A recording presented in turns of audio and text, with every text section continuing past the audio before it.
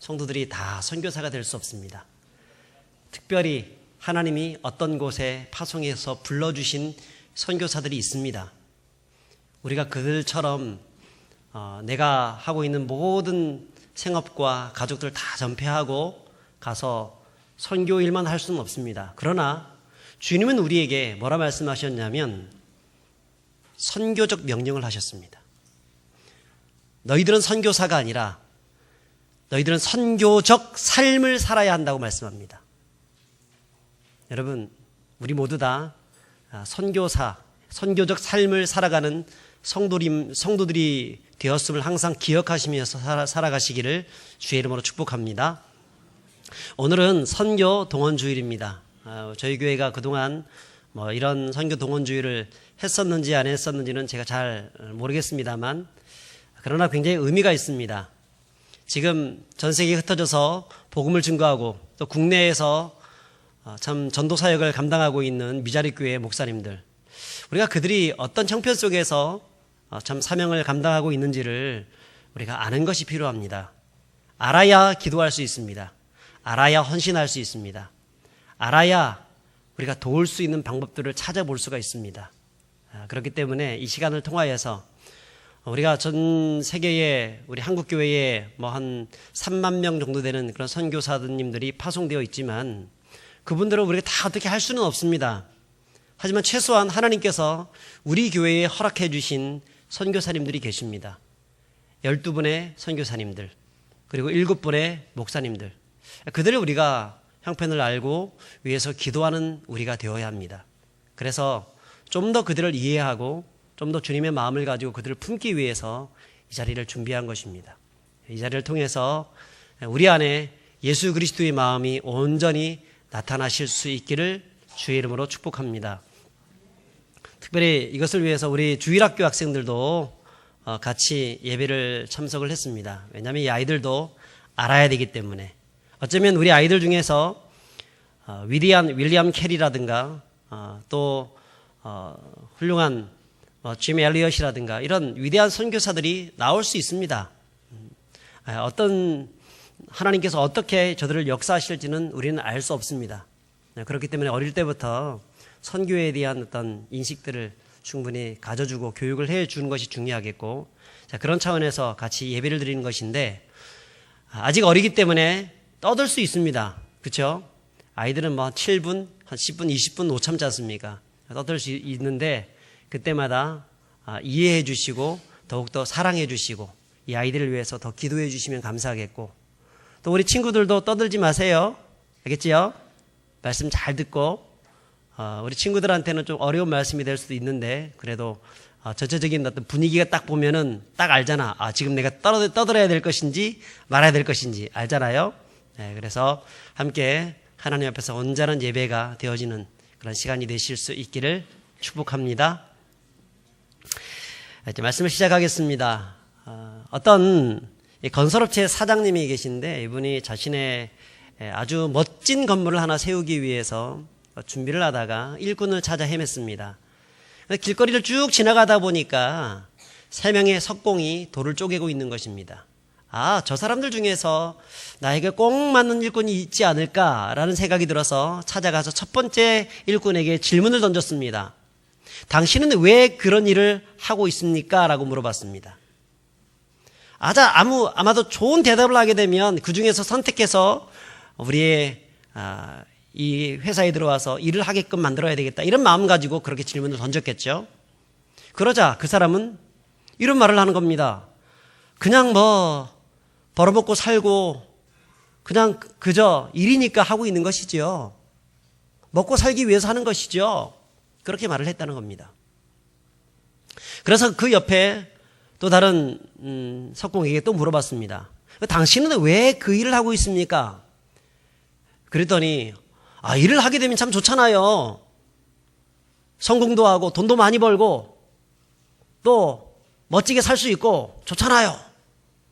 그렇게 해서 그 일을 하고 있다는 겁니다. 그리고 그 옆에 있는 또 다른 석공에게 또 물어봤습니다. 똑같은 질문을 던졌습니다. 당신은 왜 그 일을 하고 있습니까? 그랬더니 이분이 이런 얘기를 합니다. 저는 여기에 이 아름다운 예배당을 건축하는 그런 일을 하고 있는데, 이것을 통해서 사람들이 그 예배당에 가서 예배드릴 생각을 하니까 얼마나 마음이 행복한지 몰라요. 저는 거기에 사용될 멋진 돌을 지금 다듬고 있습니다. 사람들의 행복한 삶을 위하여서 나는 그 일을 하고 있습니다. 아주 멋진 대답을 하는 것입니다. 여러분이 이 건설업체의 사장님이라고 하면 똑같은 조건 속에서 누구를 선택하시겠습니까? 세 번째죠. 세 번째. 보람된, 의미 있는 일, 내가 지금 하고 있는 이 일이 비록 하찮은 일이라 할지라도 그 속에서 의미를 발견하고 그 속에서 보람을 찾고, 그리고 나 자신만을 위해서 하는 것이 아니라 다른 사람을 위해서 하고 있다고 하는 그런 자부심을 가지고 있는 그런 사람들, 여러분, 그런 사람들이 훨씬 더 행복한 삶을 살아갈 수 있고, 또 하나님이 또 그런 사람들을 기뻐하신다는 것입니다. 여러분, 예수님도 똑같이 우리에게 그렇게 물으실 것입니다. 너는 무엇을 위해서 그런 일을 하고 있느냐라고 묻습니다. 너는 지금 왜 그 직장에 다니고 있느냐? 너는 왜 그 주의를 빼먹으면서까지 그곳에 가려고 하느냐? 너는 왜 자녀를 지금 기르고 있느냐? 너는 왜 공부하고 있니? 주님은 우리에게 이런저런 질문을 하실 것입니다. 여러분, 세상을 보면 똑같은 일을 한다 하더라도 세상을 바라보는, 그것을 바라보는 세 종류의 인생이 있다는 겁니다. 그것은 생존을 위해서 살아가는 인생이 있습니다. 먹을 것을 위해서 살아가는 인생이 있습니다. 두 번째는 자신의 안위와 성공만을 위해서 살아가는 인생이 있습니다. 그리고 세 번째는 자신의 삶의 의미를 알고 보람되고 의미 있는 일을 위해서 살아가는 그런 인생이 있습니다. 여러분, 어떤 인생을 살고 계십니까? 어떻게 살고 싶으십니까? 어떻게 살아가는 것이 정말 하나님 앞에서 하나님의 기쁨 되는 그런 삶이겠습니까?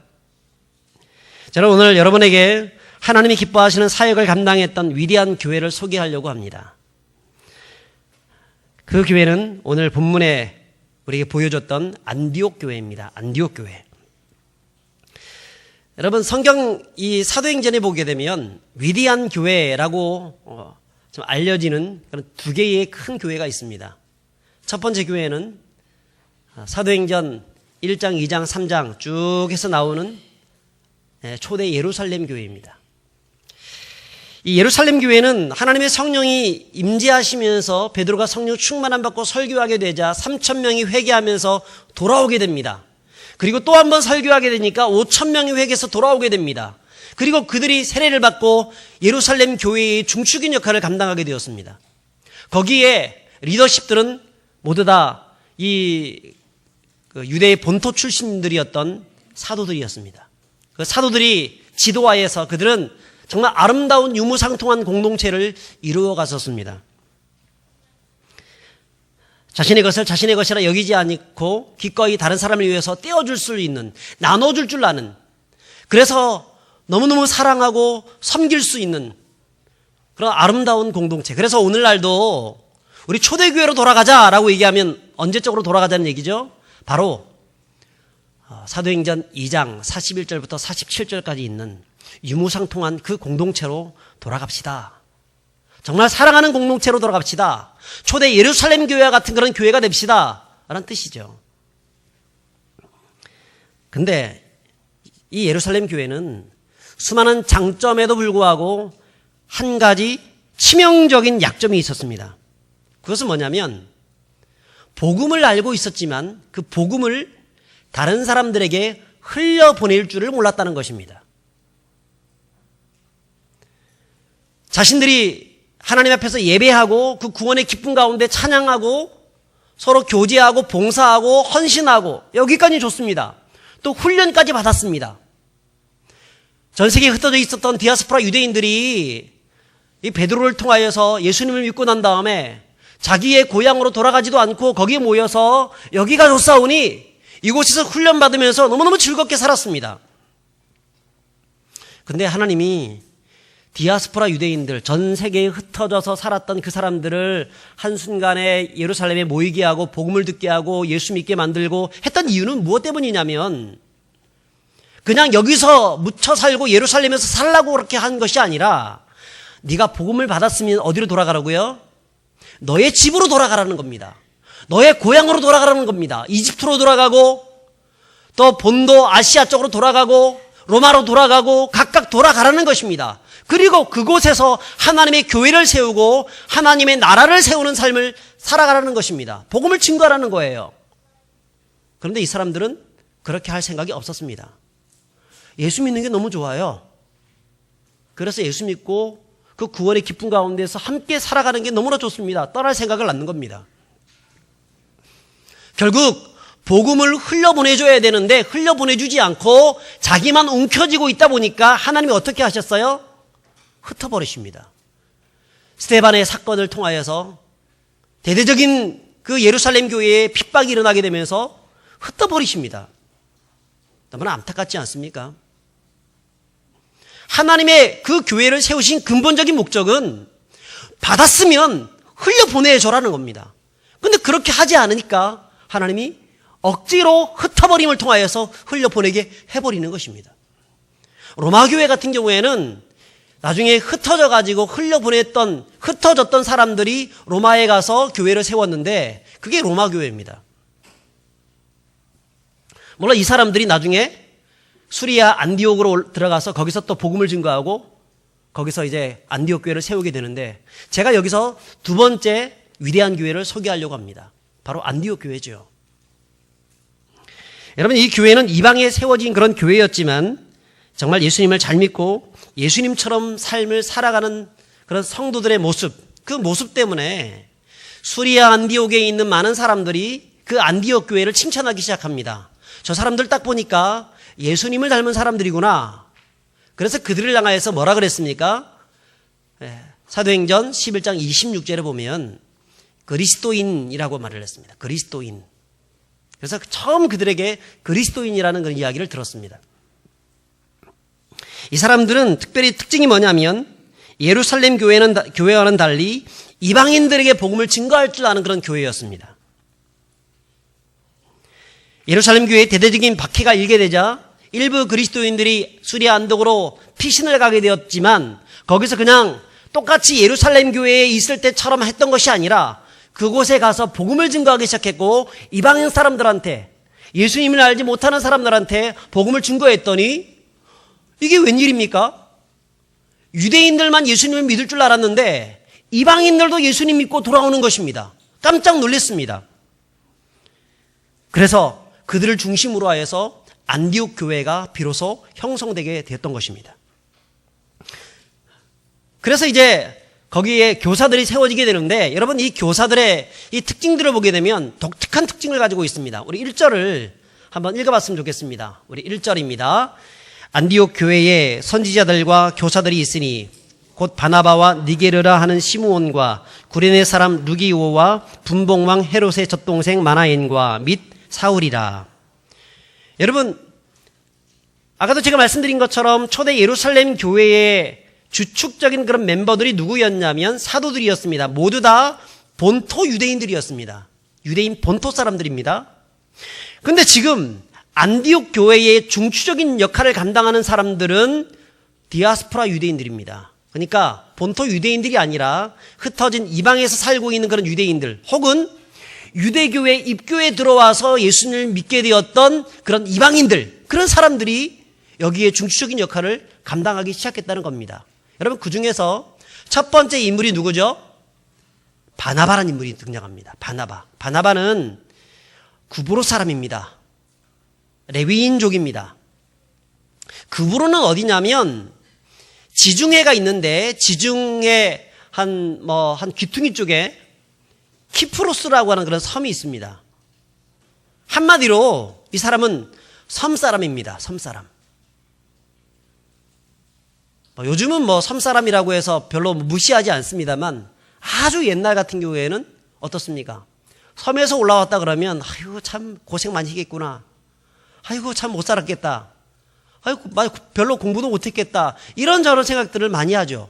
그래서 섬에서 올라와서 공부하고 있으면 출세했네 이런 말을 하죠. 개천에서 용났네 이런 말을 하죠.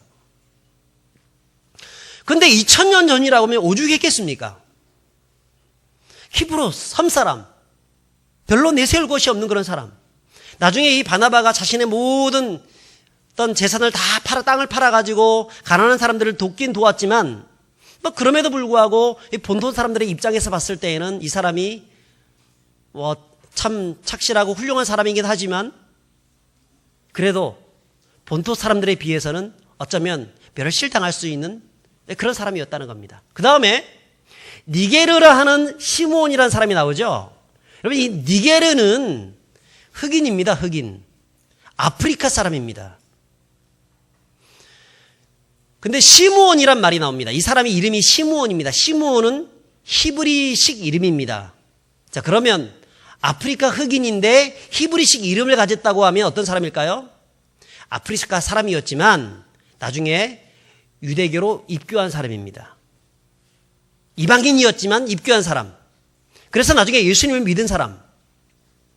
그런 사람이었다는 겁니다. 그래서 사실 이 사람도 큰 별 볼 일 없는 그런 사람이라고 볼 수 있습니다. 자, 그 다음 구레네 사람 루기오가 나오죠. 루기오는 로마식 이름이 루치아노입니다. 이 사람은 로마적 문화, 그런 사고관에 굉장히 많이 그런 문화에 적용되어 있는 그런 사람이라고 볼 수 있습니다. 그런 문화권에서 자란 사람이었을 것입니다. 자, 네 번째 사람이 있는데 이 사람은 헤롯의 젖동생 마나엔입니다. 여러분, 헤롯이 누구죠? 헤롯 왕이잖아요. 왕의 젖동생입니다. 여러분, 젖동생은 한 유모 밑에서 같이 젖을 먹었던 사람, 그 사람을 젖동생이라고 할 수 있습니다. 그러니까 헤롯은 왕이 되었고 이 사람은 왕은 아니지만 왕족일 수도 있고 혹은 대단한 권력을 가진 어떠한 사람일 수 있습니다.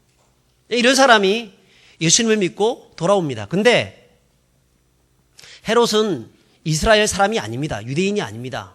이두메 사람입니다. 그렇다고 볼 때 이 마나엔 역시 이방인일 가능성이 많습니다. 그리고 사울입니다. 사울은 사도 바울을, 나중에는 사도 바울이 되죠. 그런 사도 바울을 말하는 것인데, 여러분, 이런 사람들이 어쩌면 아웃사이더들이죠. 예루살렘 교회 안에서 봤을 때는 아웃사이더들입니다. 결코 그 안으로 들어와서 리더십을 발휘할 수 있는 지도자가 될 수 없는 사람들이었는데, 이 사람들이 지금 그 안디옥 교회의 지도자가 되어 있는 것입니다. 다시 말해서 이 안디옥 교회는 어떤 교회입니까? 열린 교회입니다. 이방인들에 대한 수용성이 뛰어난 교회입니다. 그들에게 복음을 증거하는데 전혀 거리낌이 없이 담대하게 나가서 복음을 증거했던 그런 교회였습니다. 결국 하나님께서 이런 안디옥 교회를 기억해 주셔서 그 안디옥 교회를 통해서 위대한 일을 행하시는데, 그게 무엇일까요? 세계 복음화입니다. 여러분, 초대 예루살렘 교회는 교회의 시초를 마련하고 그런 의미에서 굉장히 중요한 교회입니다. 또 교회가 앞으로 어떤 방향으로 나가야 하는지에 대한 어떤 교회 안에서의 본을 보여주는 그런 교회라고 할 수 있습니다. 서로 사랑하고 서로 격려하고 서로 떡을 떼며, 그래서 많은 사람들에게 그리스도의 사랑을 나눠주고 그런 교회로서의 좋은 본을 보여줍니다. 안디옥 교회는 교회가 어떻게 외적으로 확장시켜 나갈 것인가에 대해서, 어떻게 세상 사람들에게 복음을 증거하고 세상을 변화시켜 나갈 것인가에 대해서 본을 보여주는 아주 중요한 교회라고 할 수 있습니다. 그러므로 여러분, 우리는 어떤 교회가 되어야 합니까? 안디옥 교회 같은 그런 교회가 되어야 하고, 그런 소유성 있는 그런 교회가 되어야 하고, 또 우리가 가지고 있는 이 복음의 그 기쁨과 그 충만한 은혜를 다른 사람들에게 흘려보내주는 그런 교회가 되어야 합니다. 만약에 그렇게 하지 못할 때에는 어떤 일이 벌어집니까? 여러분, 초대 예루살렘 교회가 그렇게 하지 못해서 결국은 흩어질 수밖에 없는 것처럼, 그런 인생은 하나님이 기뻐하지 않는 것입니다. 제가 이번에 그 성지순례 가서 사해를 가봤는데요. 사해는 말 그대로 죽음의 바다입니다. 죽음의 바다. 사회에 없는 게 두 가지가 있습니다. 첫째는 익사해서 죽는 사람이 없습니다. 사회는. 둘째는 생명체가 없습니다. 생명체가 살지가 않습니다. 물론 들어갈 수는 있습니다.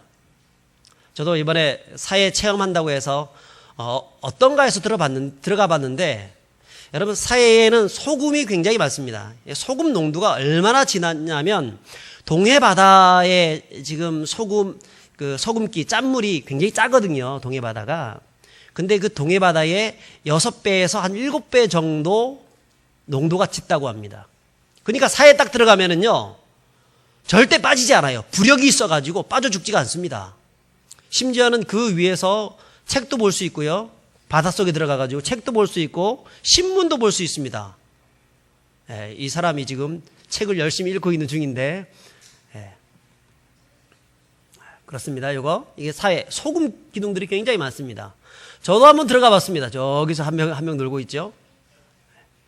이게 들어갔는데 저기 들어갔다가 저는 뭣도 모르고 이제 선글라스를 끼고 들어갔다가 선글라스가 빠져버렸습니다. 밑에 빠져버렸는데 보니까 저기는 급경사입니다. 급경사. 이것을 찾으려고 밑으로 이제 딱 들어갔다가 이제 물안경을 끼고 찾으려고 들어갔는데 들어가지지가 않습니다. 보여도 잡을 수가 없습니다. 그거는 몰라요. 나비라 이런 것들 차가지고 들어가면 모르겠지만 그리고 보니까 이 낭떠러지입니다. 그 낭떠러지 위해서 우리가 수영을 하고 있더라고요. 근데 들어갈 수가 없습니다. 빠져 죽는 사람이 없습니다. 그래서 저런 곳이 사회라는 곳입니다. 그런데 여러분 이곳에 전혀 생명체가 살지 못합니다. 바로 소금들 때문에 그런 것인데 왜 그럴까요? 왜 사회가 됐을까요? 제가 그림을 보여주는데 여러분 갈릴리에서 요 위에 여기에 갈릴리입니다. 갈릴리는 수자원이 풍부합니다. 물고기떼가 많습니다. 많은 어초도 있고 거기서 고기잡이 배들도 많습니다. 가보니까 배들이 참 많더라고요. 자, 그런데 갈릴리 바다가 이제 흘러 내려오게 되는데 요단강을 통해서 이렇게 이게 요단강입니다. 요단강을 통해서 사해 바다까지 물이 흘러 내려옵니다. 근데 갈릴리 바다는 풍부한 이 수조안을 확보할 수 있었던 이유가 흘려 보내기 때문에 그렇습니다. 반면에 사해는 받아들이기는 많이 받아들이는데 흘려보내지 않아요. 자기만 꽉 가지고 있습니다. 그러니까 어떻게 될까요? 썩어야 되는데 썩지는 않습니다. 워낙 바다가 크니까 썩지는 않고 더군다나 소금 바다다 보니까 썩지 않는 거예요. 계속 거기 그럼 넘쳐나잖아요. 넘쳐나지 못하는 이유는 또 뭐 때문이냐면 워낙 떼약볕이 내려쬐기 때문에 다 수증기로 중발에 올라가는 겁니다. 중발에 올라가면 또 요단강에서 물이 내려오고 그래서 계속적으로 그게 현 상태로 유지가 되는 것인데 그러다 보니까 뭐가 될까요? 소금 농도가 굉장히 짙어지는 것입니다. 그러니까 아무도 거기 살지 못하는 겁니다. 여러분 흘려보내면 삽니다. 흘려보내면 축복을 받습니다. 더 많이 하나님 베풀어 주십니다. 은혜를 주십니다. 근데 꽉 붙잡고 있으면 내 것만 쥐어잡고 있으면 은혜가 없습니다. 죽습니다. 여러분 우리가 몸이 아파가지고 병원에 가면 병원에 의사가 하는 말이 가장 많이 하는 말이 뭐죠? 운동하십시오 라고 하죠. 운동하십시오. 땀을 좀 내십시오라고 얘기하죠. 왜 비만이 생기는 거죠? 물론 체질적으로 그런 사람들도 있습니다. 그러나 규칙적으로 운동하지 못하기 때문에 그런 일들이 벌어지는 겁니다. 여러분 우리가 축복을 받았으면 그 축복을 다시 다른 사람들이 흘려보낼 줄 아는 사람들이 되어야 합니다. 나에게 뭐 좀 주십시오라고 손을 내밀었는데 자기 손에 뭐가 있습니까? 사탕이 들어가 있으면 안 주는 겁니다. 엄마 아빠한테 내 이것 좀 해주십시오라고 해가지고 손을 내밀었는데 그 안에서 그 손 위에 뭔가 참 좋은 것이 있다고 하면 안 주는 겁니다. 하나님, 내가 물질이 필요합니다. 이걸 채워주시옵소서 하고 있는데, 야, 네 통장에 돈이 많지 않느냐라고 하면 안 주시는 겁니다. 여러분, 하나님이 주시는 방법들은요, 흘려보내주는 자들에게 주시는 겁니다. 채워주시는 겁니다. 그것을 통하여서 더 큰 은혜를 주시는 것입니다.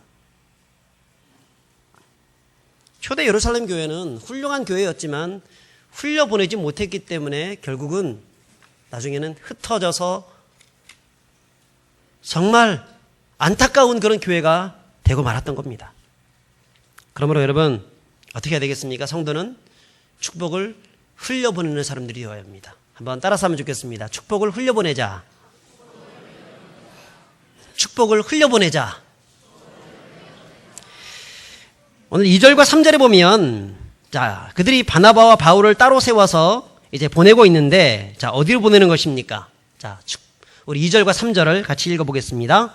주를 섬겨 금식할 때에 성령이 이르시되 내가 불러 시키는 일을 위하여 바나바와 사울을 따로 세우라 하시니 이에 금식하며 기도하고 두 사람에게 안수하여 보내니라. 자, 안수하여 보낸다. 여기서 이 보낸다는 파송하다라는 겁니다. 자유롭게 네가 하고자 하는 그 일들을 할 수 있도록 지원하여서 보낸다는 겁니다. 어디로 보낼까요? 전 세계로, 세상으로 흘러보내는 것입니다. 저는 여기서 사도 바울과 또 바나바를 보냈던 이 안디옥 교회가 참 훌륭한 교회라고 저는 생각했습니다. 물론 당사자, 그 선교사로 자원하여서 나갔던 이 사람들도 훌륭했지만 이것을 지원해서 보냈던 안디옥 교회는 더 훌륭한 교회입니다. 그 이유가 무엇 때문이냐면 한 세 가지로 제가 말씀을 드리겠습니다. 첫 번째는요, 그 교회는 하나님의 뜻을 묻고 기도하는 교회였기 때문에 그렇습니다. 우리 2절에 보시면, 자, 그들이 무엇을 할 때 성령의 인도를 받았다고 말씀하고 있습니까? 주를 섬겨 금식할 때라고 얘기합니다. 근데 순서를 보십시오. 성령의 음성을, 그러니까 성령의 기도 응답을 받은 것이 먼저입니까? 주를 섬겨 금식하는 것이 먼저입니까? 섬겨 금식하는 것이 먼저입니다. 그러면 금식하면서 기도했다는데 저들은 왜 그런 기도를 했을까요? 그것은 자신의 정체성, 하나님이 우리를 향하신 뜻이 무엇인지를 알기 위해서 기도한 겁니다. 하나님, 우리가 이 수리아 안디옥에 와서 복음을 증거했더니 우리를 통해서 이방 사람들이 예수 믿고 돌아오게 되고, 또 예수 믿지 않는 사람들이 우리에게 그리스도인이라고 얘기를 하고 이렇게 크게 부흥되고 잘 되고, 하나님 왜 이런 복을 우리에게 주십니까? 왜 이런 축복을 주십니까? 하나님께 묻기 위해서 주를 섬겨 금식한 겁니다.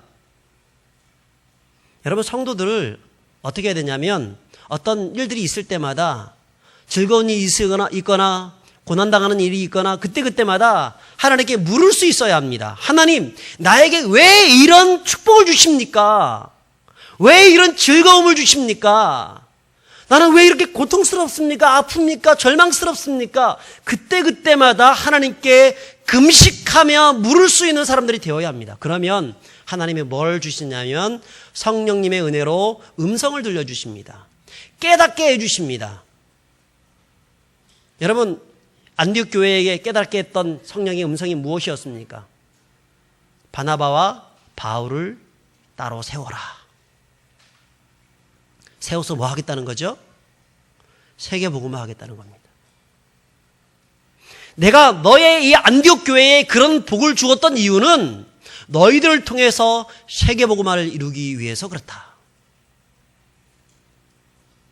얼마나 놀라운 일입니까? 나를 통해서 세계복음화를 이루기 위해서 하나님이 이런 일들을 행하시는구나. 너무나 감격했을 것입니다. 저 사도들을 통하여서, 12사도를 통하여서 세계복음화를 이루신 것이 아니라 우리같이 한낱 무지랭이 같은 우리 같은 사람들이 이방인 출신이기도 하고 하나님의 은혜의 그 자리에 온전히 들어올 수 없는 우리 같은 사람들을 통해서 하나님이 세계복음화를 이루신다니 너무나 감격했을 것입니다. 그래서 그 감격적인 은혜 속에서 그들은 한 번 더 금식하면서 기도하여서 마침내 바나바와 바울을 안수하여서 보내고 있는 것을 봅니다. 여러분, 안디옥 교회가 훌륭한 이유가 바로 그것입니다. 그들은 자신이 누리는 행복과 특권을 그냥 즐기지 않았다는 겁니다. 나에게 이 놀라운 은혜를 주신 하나님의 이유가 무엇인가를 물으면서 그 뜻을 찾고 나갔다는 것입니다. 그리고 하나님이 우리에게 말씀해 주실 때에 그 말씀에 아멘으로 응답하며 기꺼이 순종함으로 나갔다는 것입니다. 여러분, 성도들은 어떤 사람들이 되어야 합니까? 기도하는 사람들이 되어야 합니다. 기도의 무릎으로 하나님께 나가는 사람들이 되어야 합니다. 하나님 그런 사람들을 기뻐하시는 줄 믿습니다. 두 번째로, 안디옥 교회는 하나님 말씀에 순종하는 교회였습니다. 사실 하나님이 바나바와 바울을, 이 사울을 따로 세우라고 했을 때 안디옥 교회 성도들은 깜짝 놀랐을 것입니다. 왜냐하면 하나님, 왜 하필이면 바나바입니까? 왜 하필이면 사울입니까? 바나바가 누구입니까? 초대 예루살렘 교회에 있는 사도들에게도 인정받았던 사람이고, 또한 안디옥 교회에 와서 안디옥 교회를 개척했던 사람이고, 이 교사들 중에서 가장 먼저 이름이 기록되어져 있는 것만 보더라도 이 사람은 안디옥 교회의 중추적 역할을 감당했던 소위 한 교회의 담임 목사와 같은 그런 사람이었다는 것입니다. 권위자였고 섬기는 사람이었고 기꺼이 베풀 줄 아는 사람이었고 위대한 인격체였고, 하나님이 그런 바나바를 데리고 가시면 우리 교회는 어떻게 해야 합니까? 그렇게 될 수 있겠죠. 그리고 사울은 어떤 사람입니까? 위대한 교사입니다. 사울만큼 성경을 많이 아는 사람이 어디 있습니까? 나중에 보면 사울이 이 바나바의 초청을 가서 그 안디옥 교회에서 사역을 하다가 그 때문에 얼마나 많은 사람들이 주님께로 돌아오는지 몰라요. 어쩌면 그럴 수 있습니다. 하나님, 왜 사울입니까? 저렇게 훌륭한 교사가 어디 있습니까? 그 교사를 데려가시다니요. 이렇게 할 수 있습니다. 그래서 어쩌면 그 다음에 또 그들은 한 번 더 금식하여서 기도하게 되는데 정말 이것이 하나님의 뜻인가 한 번 더 확인하기 위해서 기도했을지 모르겠습니다. 기도했더니 바나바와 바울을 세우고 보내는 것이 하나님의 뜻인 줄 저들은 알고 그들은 금식하여서 기도하고 안수하여서 보내고 있습니다.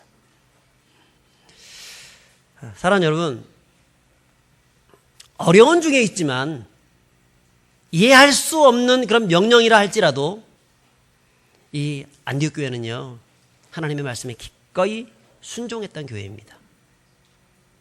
성도는 어떤 사람들이 되어야 합니까? 내가 이해가 되는 것들만 순종하는 자가 아니라 이해가 되지 않는 것도 하나님의 말씀이라고 하면 아멘이라고 말할 수 있는 사람들이 되어야 합니다. 하나님이 그런 자를 기뻐하십니다. 그런 교회를 사용하십니다. 마지막으로 안디옥 교회는 보내는 선교사의 표본이 되는 교회였다는 것입니다. 안디옥 교회 성도들은 바나바와 바울을 보내는 것이 하나님의 뜻인 것을 알게 되자 두고 보지도 않고 그대로 보내고 있습니다. 저도 이 본문을 묵상하면서 선교사는 가는 선교사만 있는 것이 아니라 보내는 선교사도 있구나라는 생각들을 했습니다. 가는 선교사는 어떻습니까? 하나님이 그들을 지명하여 부르셔서 가게 하셨기 때문에 갈 수 있습니다. 그것이 사명이기 때문에 갈 수 있습니다. 그런데 보내는 선교사는 보내는 것이 사명입니다. 보내는 것이. 그럼 보낸다는 것은 그냥 한번 딱 보내는 것을 끝나는 것이 보내는 것일까요? 아니잖아요. 지속적으로 후원하고 지속적으로 기도해주고 지속적으로 지원해주는 것이 보내는 것이지 않습니까? 한 번 해가지고 하는 것은 누구나 할 수 있습니다. 그런데 지속적으로 하는 것은 쉽지는 않습니다. 그래서 사실 가는 선교사도 힘든 거지만 보내는 선교사도 힘든 겁니다. 지속적으로 그 일을 해야 되기 때문에. 하나님은 어떤 사람을 기뻐하냐면 가는 선교사도 기뻐하지만 지속적으로 그 일을 감당하는 교회, 보내는 성도 기뻐하시는 것입니다. 우리 부평교회는 어떤 교회가 되어야 합니까? 보내는 선교사가 되어야 합니다. 보내는 선교사. 물론 우리 중에서 큰 열정을 가지고 나는 선교 가겠습니다 라고 하면 충분히 검토하고 준비시키고 난 다음에 보내야 되죠. 가게끔 해야 되죠. 또 가야 됩니다. 그렇지만 우리 성도들은 합심해서 기쁨으로 보낼 수 있는 선교사들이 되어야 하는 것입니다. 안디옥교회는 이것을 정말 잘 감당했습니다. 바울은 선교 여행 중에 여러 가지 자금들이 필요했습니다. 바울이 보통 이 세 가지 방법으로 자기의 선교 자금들을 충당하게 되었는데, 일반적으로 이 사도 바울이 전 세계 쭉 다니다 보면 경비가 많이 필요하잖아요. 그때마다 필요한 그 소소한 경비들이 있는데, 그것을 자신의 텐트 메이커, 그러니까 장막 만드는 일을 했습니다. 그 일을 요즘 말로 하게 되면 건축업자죠. 그런 미장이라든가 어떤 목공이라든가 이런 것들을 통해 가지고 집을 짓는 일들을 통해서 여러분 자신의 일들을 그걸 감당했었습니다. 그래서 그것을 통해 가지고 자기 부족한 어떤 선교 자금들을 채워나갔습니다. 두 번째 방법이 있었는데요. 그것은 자기가 다니면서 세웠던 여러 가지 교회들 중에서 특히 마케도니아 교회들, 빌립보 교회라든가 여러 그런 교회들이 있습니다. 데살로니가 교회. 여러분 이런 교회들에게 선교 후원을 받았습니다. 그걸 가지고 또 다른 교회를 개척하는 일들을 했었는데, 중추적으로 모든 자금을 댔던 교회가 있었는데요. 그 교회가 바로 안디옥 교회였습니다. 그래서 안디옥 교회에 항상 1차, 2차, 3차 선교여행을 다 끝나고 나면 항상 어디에 갔냐면 안디옥 교회를 갔습니다. 그리고 거기서 그동안 선교여행 중에 있었던 여러 가지 일들을 선교 보고하는 일들을 하고, 또 그들과 그 은혜를 같이 나누고, 또 다시 그들의 파송을 받아가지고 나가서 복음을 증거하는 일들을 했다는 것입니다. 그만큼 이 안디옥 교회는요, 사도 바울이 세계 복음화를 이루는 데 있어서 뒤에서 확실하게 밀어줬던 그런 교회입니다.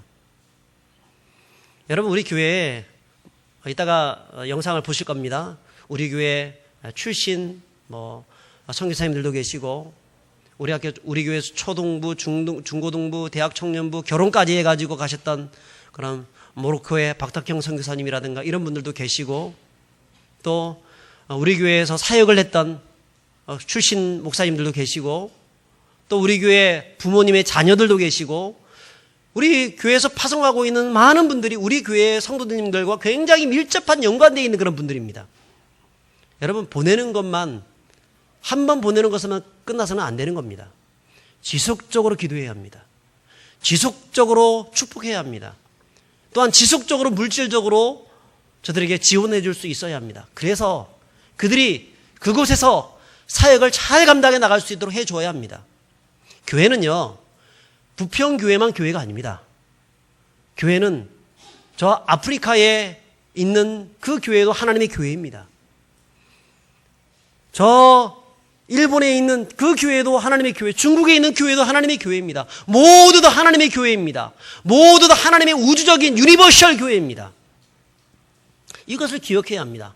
이런 마음을 가지고 정말 내 아들, 내 형제, 내 사랑하는 내 이웃, 내 사랑하는 형제들이 나가서 복음을 증거할 때 적극적으로 이 일에 동참할 수 있는 성도들이 되어야 합니다. 그런 사람들이 진짜 보내는 선교사입니다. 여러분 보내는 선교사, 우리가 다 그런 사람들이 되어야 할 줄 믿습니다. 우리 옆 사람에게 한번 그렇게 인사하면 좋겠습니다. 당신이 보내는 선교사입니다. 마지막으로 제가 남미 아우카 부족을 전도하다가 순교한 짐 엘리엇 선교사가 남긴 말씀을 하고 마치려고 합니다. 그는 이렇게 말을 했습니다. 결코 놓치지 말아야 하는 것을 얻기 위해 언젠가는 놓아야 할 것을 포기하는 사람은 현명한 사람이다. 다시 말씀드립니다. 결코 놓치지 말아야 하는 것을 얻기 위해, 그러니까 영원한 것을 말하는 거죠. 영원한 생명, 영원한 면류관을 말하는 것입니다. 그것을 얻기 위해서 언젠가는 놓아야 할 것들, 이것은 무엇입니까? 세상의 것들, 세상의 물질과 욕망과 있다가 사라져버릴 어떤 것들, 그런 것들을 포기할 수 있는 사람은 그 사람이 진짜 어떤 사람이라고요? 현명한 사람이다.